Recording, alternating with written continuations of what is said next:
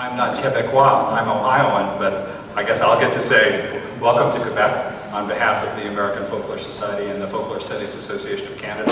I'm Tim Lloyd, the Executive Director of the American Folklore Society, but my job here tonight is the briefest kind of job. I am here to introduce to you first MARILYN Pestinelli of the Université Laval, President of the Folklore Studies Association of Canada. MARILYN.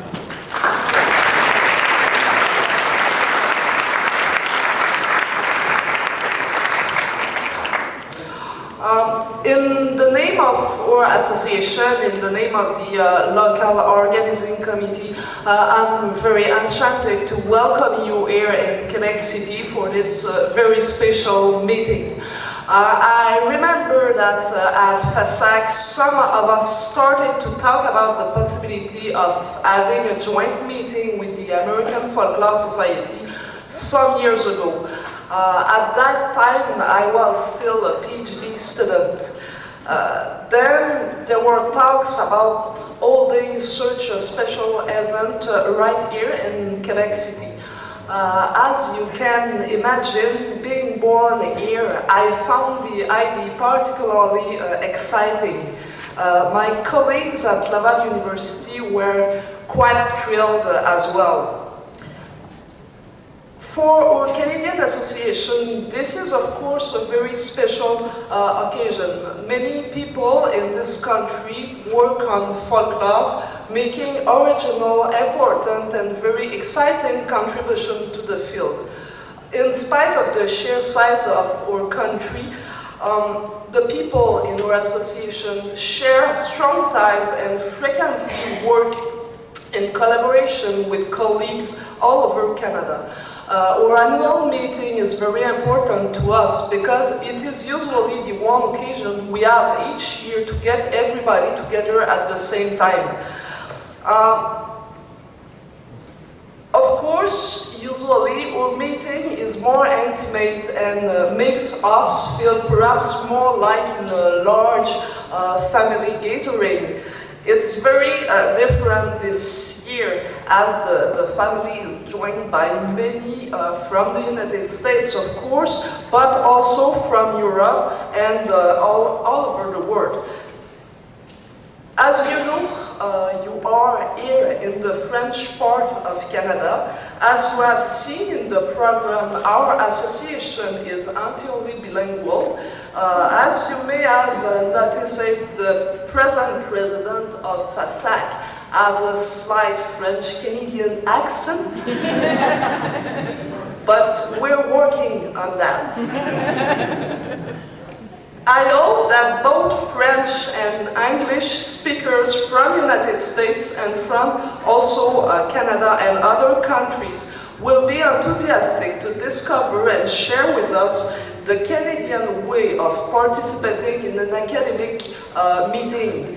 That suppose that even if you know only few words in French or maybe in English, do feel free to say to another participant, bonjour, excuse me, I'm sorry, I don't speak French, but I read your abstract in the program and your work seemed very interesting. Maybe if you are able to understand me, I can speak very slowly and we can have lunch together to talk about your work and mine. You can try it, really. That also means that you can feel free to ask some questions to other people after their talk, even if you are not sure that you well understand all the points of their paper. Do try that too. I really would like to thank gratefully the American Folklore Society, who acted as very nice guests in accepting to share with us our preoccupation about translation, and who also respected our tradition consisting of deliberately mixing French and English speakers in the program. I also would like to thank everybody of the organizing committee and especially my colleague Professor Laurier-Turgeon, who was in charge of the organization here in Quebec and who was working hardly and in a very impressive manner to make this meeting a success. My dearest hope is that you will meet many very interesting colleagues and that you will have a good time with them. I hope that you will leave Quebec with a lot of new email addresses and business card and project for new occasion to collaboration with other people. Lastly, of course, I hope that you will take the time to enjoy Quebec City, to visit Quebec City. So I thank you all and I wish you a very great meeting.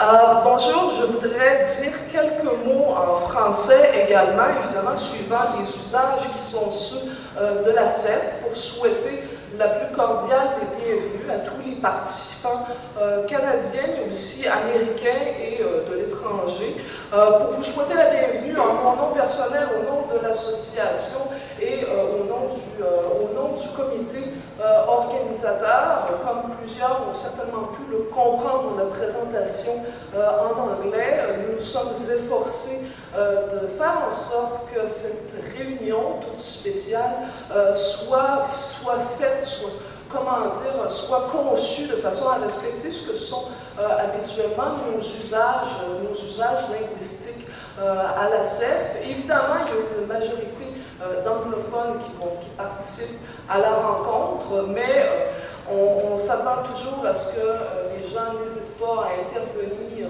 dans les présentations qui sont faites dans d'autres langues. On invite aussi les francophones qui le désireraient, comme on le fait habituellement à la CEF, à ne pas hésiter à offrir une version imprimée ou une version papier de leur communication aux gens qui assistent à leur séance et qui pourraient avoir moins de difficultés à suivre leur présentation sur papier. Nous sommes très contents de recevoir autant de participants, de chercheurs, d'étudiants ici même à Québec, au Hilton. C'est un grand plaisir. J'espère sincèrement que la rencontre sera une occasion profitable pour tous, l'occasion de créer des liens, de découvrir des travaux et de rencontrer des collègues. Également, que ce sera l'occasion pour ceux qui n'étaient jamais venus à Québec de visiter la ville et éventuellement d'avoir envie de revenir. Alors, je vous remercie.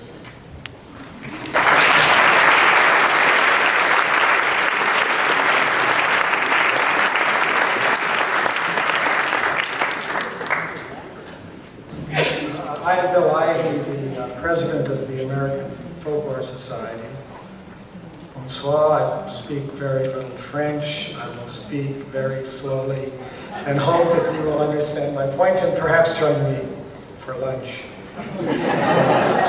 I also want to mention that there are a number of seats over at this end of our impressive head table, and this is where all the fun will take place. So please come over and join us down here in front. Marilyn, thank you very much for your remarks. It's wonderful to be here in Canada, especially in French Canada.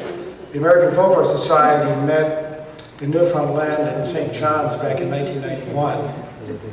And in Toronto, I believe, in 1966, I think those are the only meetings of the last half century, and we have, to my knowledge, never met in French Canada with our Francophone colleagues.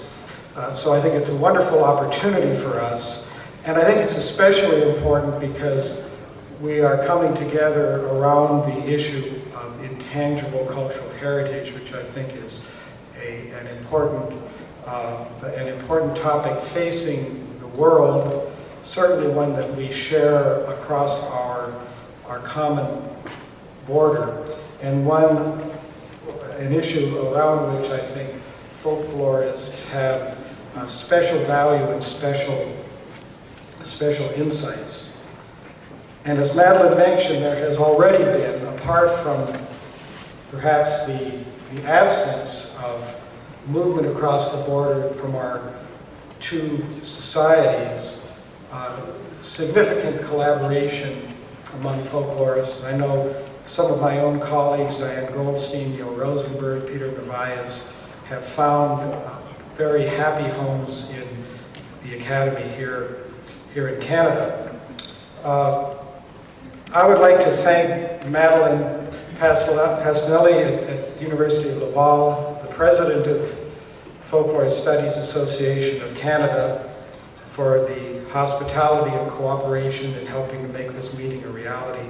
Certainly the Folklore Studies Association of Canada executive, and especially Laurier Turgeon and Marie-Claude Rocher of University of Laval. They're the coordinators of this year's annual meeting committee here. And I think also to all of the Laval-based committee that have worked with the American Folklore Society to plan this meeting. So please give a round of applause to our local partners.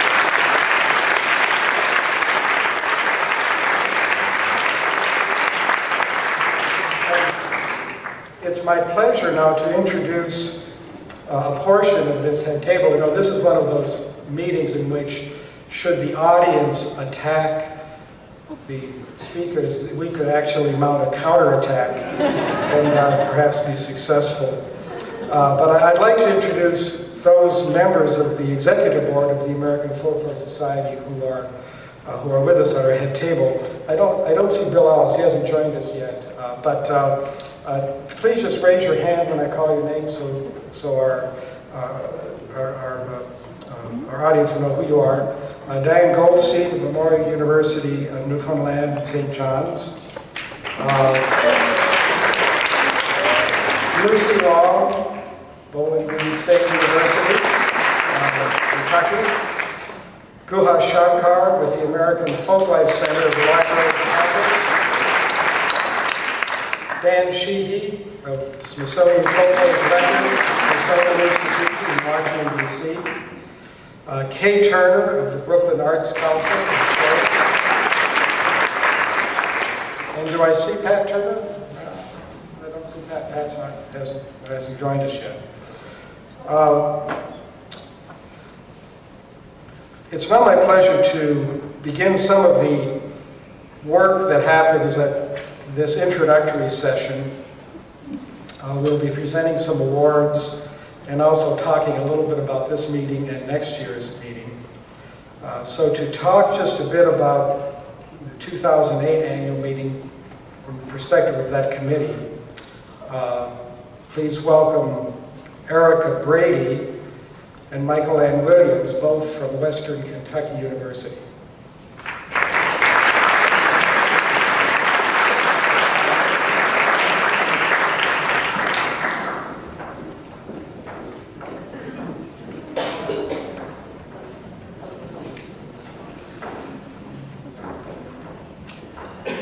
Thank you, Bill. Actually, our understanding of our mandate this evening was a little different.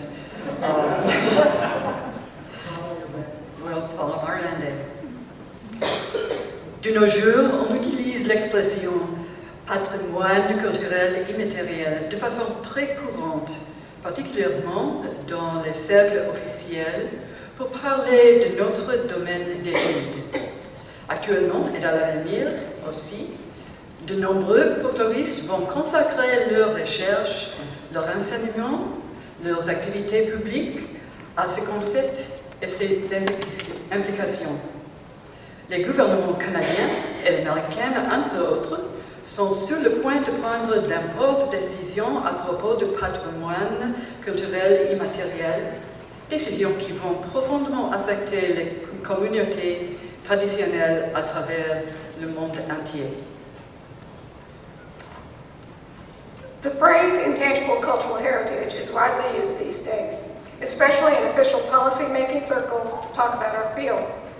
Many folklorists are now engaged, and more will be, in scholarship, teaching, and public practice around this term and its implications, and the Canadian and U.S. government, among others, are considering important decisions regarding intangible cultural heritage that will profoundly affect traditional communities throughout the world and our own work.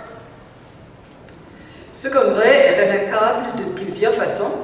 C'est le premier congrès commun de l'AFS et l'Association Canadienne D'Ethnologie et du Folklore depuis 16 ans. Depuis le congrès de 1991 à St. John's, Newfoundland. Thank you, Diane. This meeting is notable in several ways. This is the first AFS-FSAC joint meeting in 16 years since the 1991 meeting in St. John's, Newfoundland. Ceci est aussi le premier congrès AFS à avoir deux langues officielles à peu près, le français et l'anglais. This is the first AFS meeting to have two official languages, French and English. Le congrès de cette année est l'un des plus grands dans l'histoire de l'AFS, avec au total 216 sessions différentes et plus de 750 personnes inscrites. This meeting is one of the largest in AFS history, with 216 total events and over 750 people likely to have registered and participated by the end of this meeting.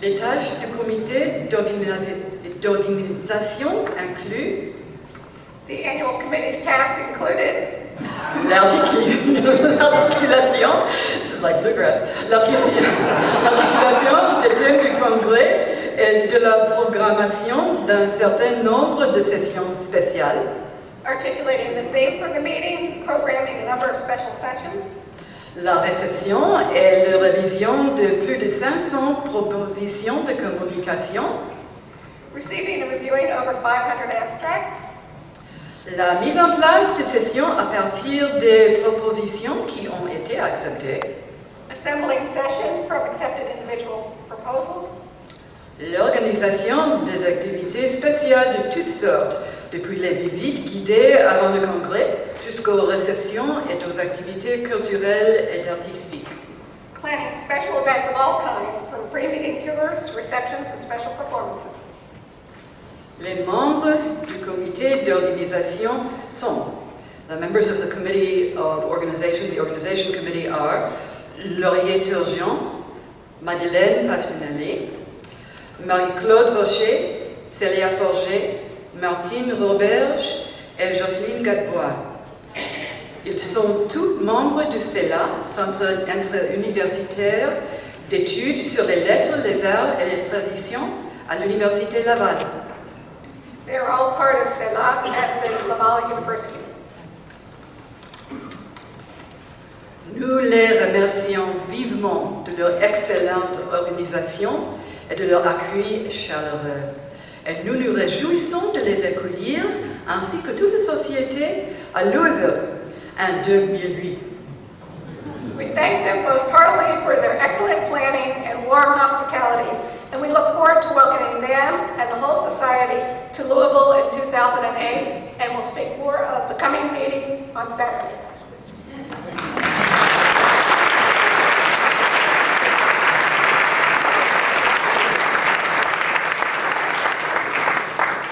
Thank you, Erica and Michael.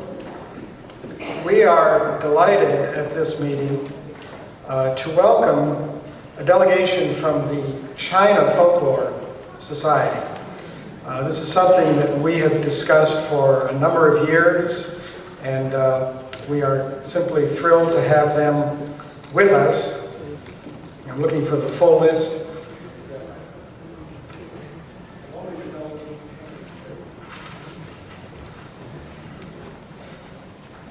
They are joining us not only here at our meeting in Quebec City, but will travel on with Tim and with me to New York City and Washington, D.C. And they will in turn be hosting us in our visit to China early in December. So let me introduce the delegation to you. First, Professor Li Kui of the China Academy of Social Sciences. He is the president of the China Folklore Society and is the head of the delegation. Professor Li.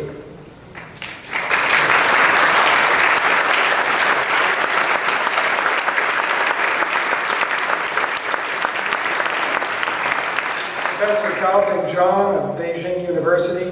He's the past General Secretary and the current Vice President of the China Folklore Society.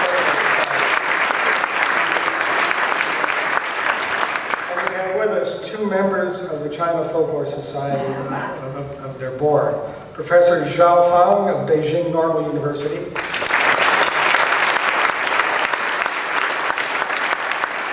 Professor Jiangying Man of the China Academy of Social Sciences.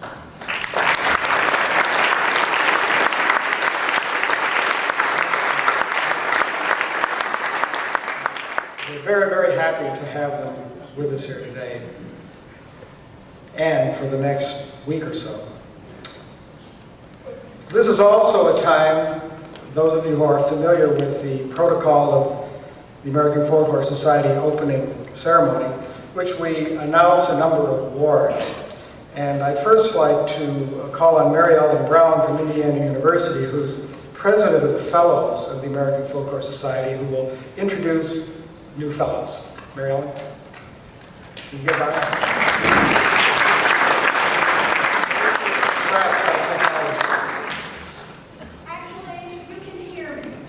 It is my enormous pleasure to announce 3 new fellows of the American Folklore Society, Christina Bacalego,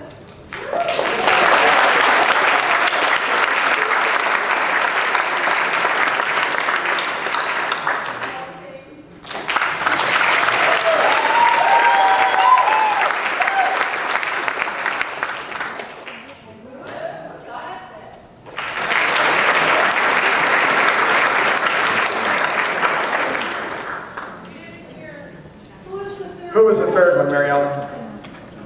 John Sved. Sved, John Sved, with a Z and an S, and a W, John Sved.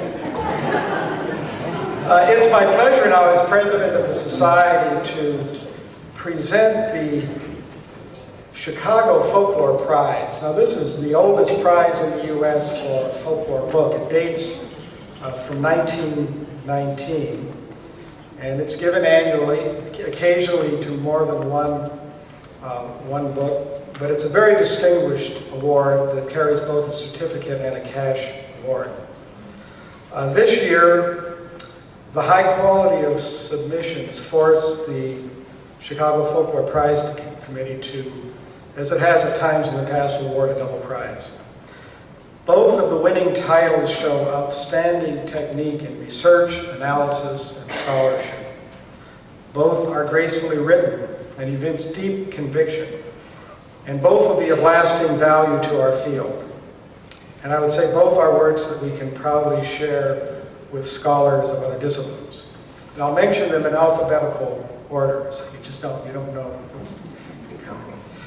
First is Christina Bacalega's Legendary Hawaii and the Politics of Place, Translation, and Tourism, published by the University of Pennsylvania Press, 2007.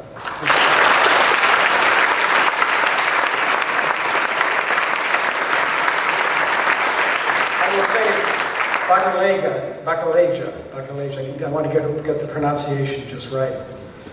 The author's purpose, developed through an enlivening matrix of theorized narrative and moral conviction, is to help undo the deliberate misrepresentation of Hawaiian culture, here called legendary Hawaii, perpetuated by outsiders from the 19th century onwards.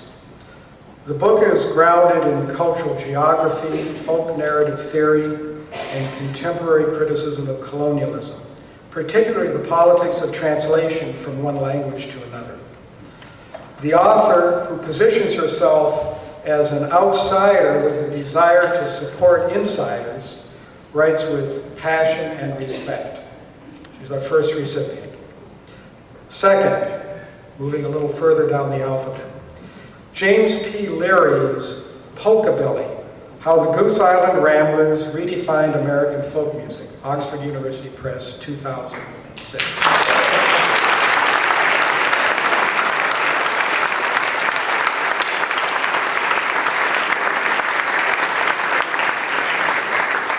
This work, representing decades of labor and love, brings together meticulous historical research, extensive field work in individual and group biography, and a deep understanding of the history and historiography of American folk music.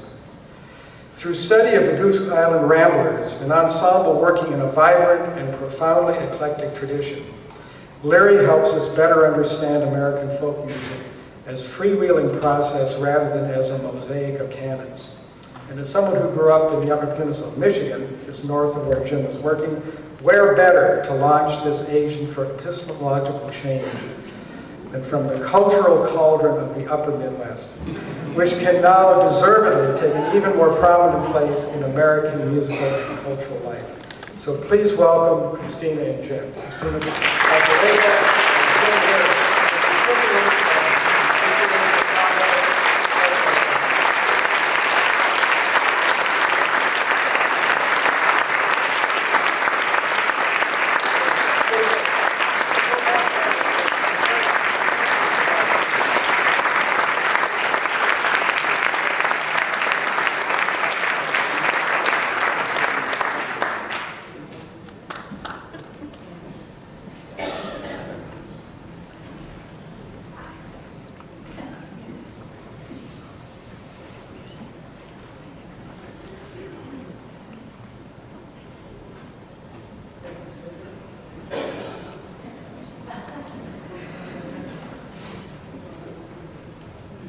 I'm really honored to receive this award, and I thank the committee, but I also thank friends and colleagues who've been listening to talks I've given that led to this book and giving me my feedback, very helpful feedback. So thanks for your encouragement.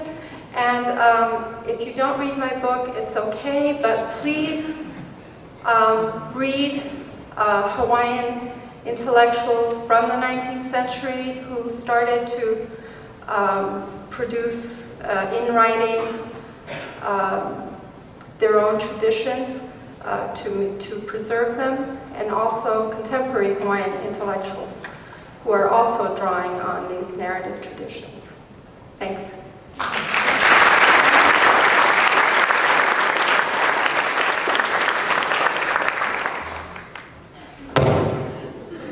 Bonsoir, mes amis.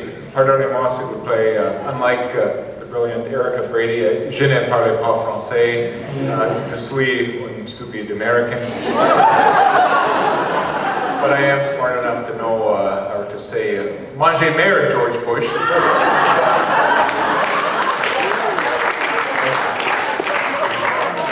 I've been a folklorist since the fall of 1972, and I first started to teach in 1975. Been teaching ever since, and I've been a public folklorist actively since 1976.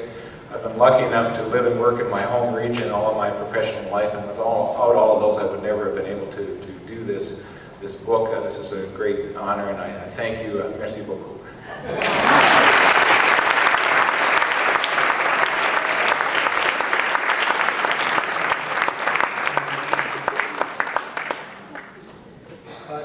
To present the Benjamin Botkin Prize, I'm pleased to introduce Jens Lund from Washington State Parks, who is a member of the 2007 Botkin Prize committee. He's also a former recipient of the prize. Jens. Thank you very much. I'm very sorry to say that Tim Evans, who actually should be giving this award, is ill right now, and last I heard, I'm not really sure what he has, but I hope that we'll find out soon. The Benjamin Botkin Award for Excellence in Public Folklore was named after Benjamin A. Botkin, eminent New Deal folklorist, director of Director of Folklore for the Federal Writers Project, and archivist of the Archive of Folk Song from 1942 to 1945. It is given for engagement in a broad public audience in the materials of public folklore, with impact on the field of public folklore and of models, methodology, visibility, and advocacy. Its impact on communities and constituents and their ties to traditional culture, contribution to the materials of folklore and public folklore, quality of artistry and presentation, writing, photography, stagecraft, etc., quality of scholarship, impact on the discipline of folklore and its theories and methodology, and quality and adequacy of the nomination packets. And breadth of support, as evidenced by letters from community members and non-folklorists, in addition to folklorists. I'm honored to have been on this committee. It was a unanimous vote first time around after discussing it on a conference call. The person we're giving it to is a person who has been conspicuous by their absence for many years. A few years ago when I was honored to receive the award, I remember looking at the list and saying, well, how come this person isn't there? Well, now they're on here. They've been involved in public folklore since the mid-1970s. I first met this person at the Smithsonian Folklife Festival in 1975, the family folklore tent, and saw a little film that had been made and was actually moved to tears. One of the first time folklore actually moved, or at least public folklore moved me to tears. I guess by now you figured out that he founded City Lore in 1986, which was the first major nonprofit cultural center of urban folklore. He was also the founder of the People's Poetry Gathering in New York City, American Talks, Place Matters, and plenty others. And I'm really, really honored to be announcing the presentation of the Benjamin A. Botkin Award to Steve Zeitlin.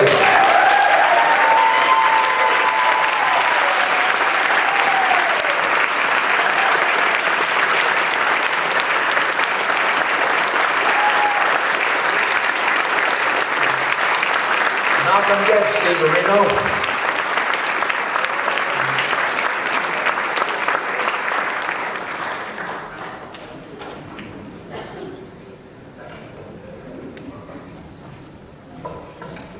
Well, thank you all so much. I went into folklore when somewhere back in the early 1970s, I was wandering around as a student studying Old English poetry and taking a break, and I was wandering through the shelves, and I came across a book called The Folklore of New York City by Benjamin Botkin. And I started looking through it, and I saw this collection of children's rhymes that had been collected for the WPA. And either in that volume or one of the other ones right adjoining it by Botkin, I remember the rhyme, I should worry, I should care, I should marry a millionaire. He should die, I should cry, I should marry another guy. And I thought it was the most brilliant piece of folk poetry I ever heard. And I thought, what kind of a job does this man have? I don't know what it is, but I want to do what he's doing. This is exactly what would be right for me. So I'm very honored to be receiving this award in his name. He's one of my idols. He created urban folklore in many ways, and in creating City Lore, we're following in his footsteps. So thank you all very much. Very good.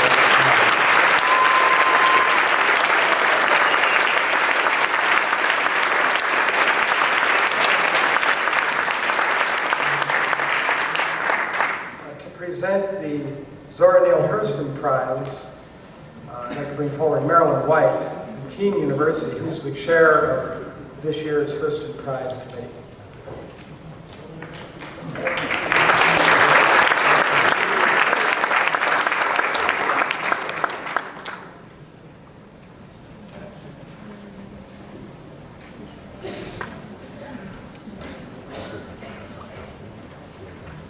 Thank you very much. And my university would kill me if I didn't say it's pronounced KEAN.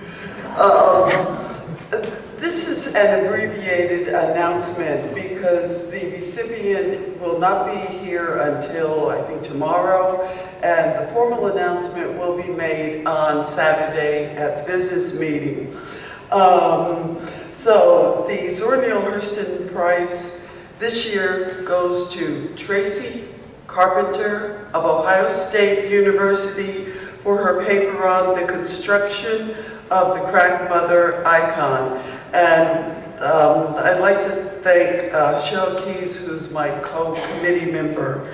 So look for the formal announcement on Saturday, but in the meantime, when Tracy comes and if you see her, congratulate her.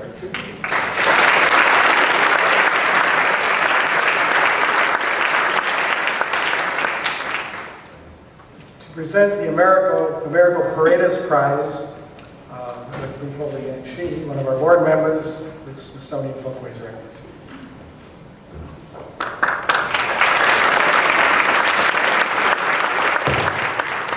Thank you. Muy buenas noches, amigos y colegas. The Americo Paredes, who lived from 1915 to 1999, for those of you who don't know, was a leading scholar in folklore and Greater Mexico studies.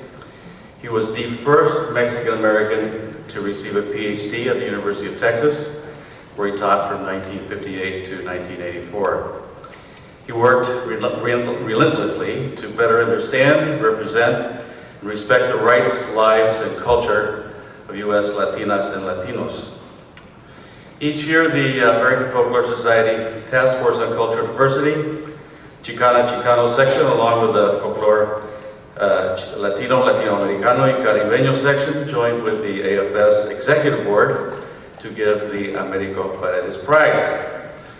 The prize recognizes excellence in at least one of two things: integrating scholarship and engagement with the people and communities one studies, and teaching and encouraging scholars and practitioners to work in their own cultures or communities. We had a small number of nominations, but that doesn't mean it wasn't competitive, and our small committee deliberated for quite a while and ended up unanimously selecting Barry Tolkien to receive the Americo Paredes Award for 2007. And I'd like to lift a few sentences from the nomination letter about Barry. Throughout his adult life, Barry has been engaged with the people and communities he studies. Indeed, often the engagement would precede the study. As a young man, Tolkien, who had just completed his first year of college at Utah State University, traveled to southern Utah prospecting for uranium. But he found a more engaging and life-changing experience living among the Navajo, who became collaborators in much of Tolkien's early research. Indeed, Barry was adopted into the Yellow Man family and continues today to have strong ties with Navajo friends and family, and one can hardly become more engaged with a cultural community not his own. The association taught him some vital lessons that have spanned decades. It's hard to imagine anyone more engaged with the people and communities he studies, and this is Barry's world, not his research. His expansive nature and willingness to embrace people, considering them as friends and loved ones as opposed to merely subjects of research, make Barry Tolkien an ideal candidate for the Americo Paredes Prize. Barry could not make it to the meeting this year, unfortunately, but Tim Lloyd tells me that he'll be out in Utah in just a couple of weeks to present Barry with the award in person. So congratulations to Barry Tolkien.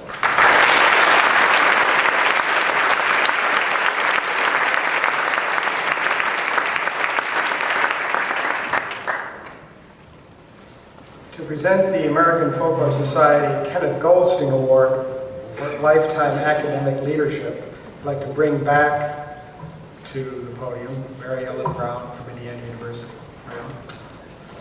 Oh, she's going up, the woman who speaks. I'm not going to come all the way up because this is an interim announcement because the recipient is not here. But again, I'd like to say who the recipient is. It's Elaine Wallace.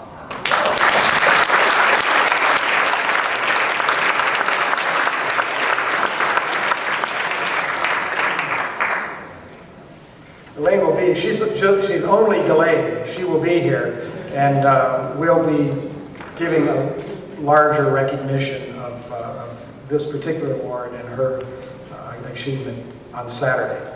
It's now my pleasure to return the podium to our Executive Director, Tim Lloyd.